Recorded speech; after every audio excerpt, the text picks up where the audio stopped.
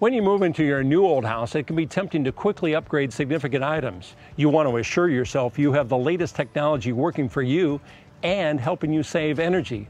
But is that always the best move? When it comes to the windows in your house, you may want to pause for some reflection. Meet Tom Casey from Hometown Restyling.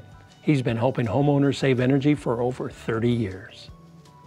Tom, we know windows can be a big source of energy loss in a home, yet if I have an older home, I love the look of my old windows and I want to stay with it, there are things we can do, right? Absolutely. One of the first things that we try and evaluate is what style of windows are in the home now. Are they have the double hung windows, the one that go up and down, or are they sliders that go back and forth, or are they a casement style here that crank out?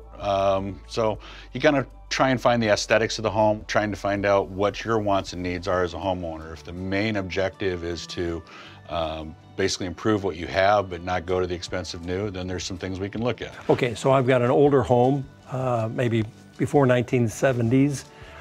What are some of the options in terms of improving my older windows? First thing I want to find out is how long you're planning to be in there, so you do, basically can recoup your investment.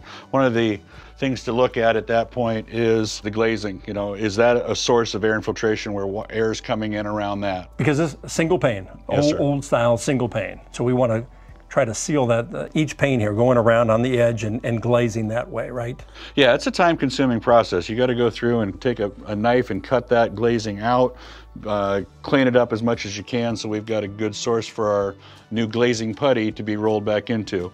Then what they'll do is they'll take the glazing putty. If you picture silly putty, it's going to be a very similar type product and how it's applied. Roll it into like a rope form, push it in between the wood and the glass, and then it seals to that glass and cuts down on the air that's coming in around the glass frame. Down in that corner there, down by you, it shows where one's been replaced and gives it a nice clean look. Yeah, that is very nice. You bet, you bet.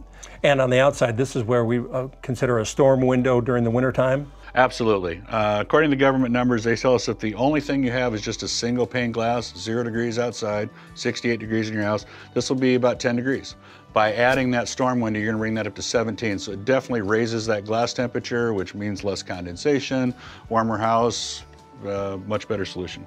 By putting all the new putty and glazing in around the outside, it's going to stop that air that's infiltrating around the sash, and that would be a big, from an air infiltration side, how to make older windows more energy efficient.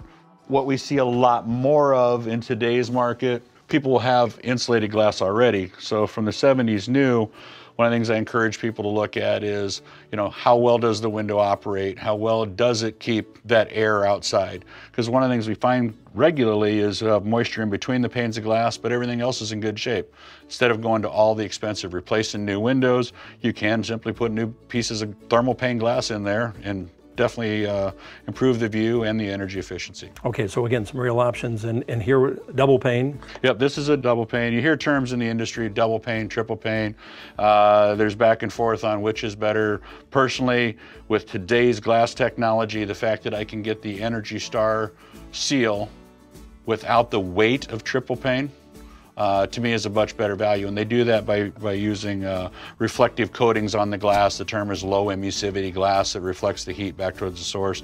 Most of the layers go on the outside piece of glass, but now put it on the interior helps keep that glass temperature warmer, reduces condensation, and improves energy efficiency. So a lot of options here. I can try to repair my old window. If I have to go to a new window like this and I've got my older home, how do you work with that homeowner to understand you got to put new windows in? So I was trying to put myself in the homeowner's shoe. How long are they going to be in the house? What's important to them from an aesthetic standpoint? Do they want to keep it original? Do they want to go to a more modern look? Are they trying to match their interior trim? So there's so many different things to look at. Another thing that we look at is egress. Is it going to meet fire code? So there's lots to consider. Okay, a lot of variables in there, Tom. And I imagine then dollars if I'm one window versus a lot of windows. Can you ballpark that a little for us? Yeah, if we're going to start at a basic white-on-white window, professionally installed, you're going to be at that $600 range on up. Where if you're going to go to some of the new modern black exteriors and custom stain the interior, you can get over $2,000, $2,500 a window if you try. A sizable investment, right? You mentioned installation. Leave that to the professionals.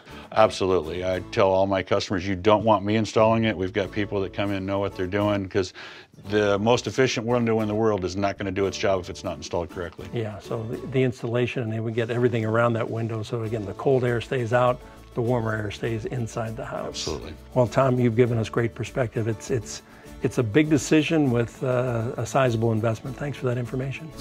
And to our viewers, make sure you get some advice so you can make the best decision for your PowerHouse.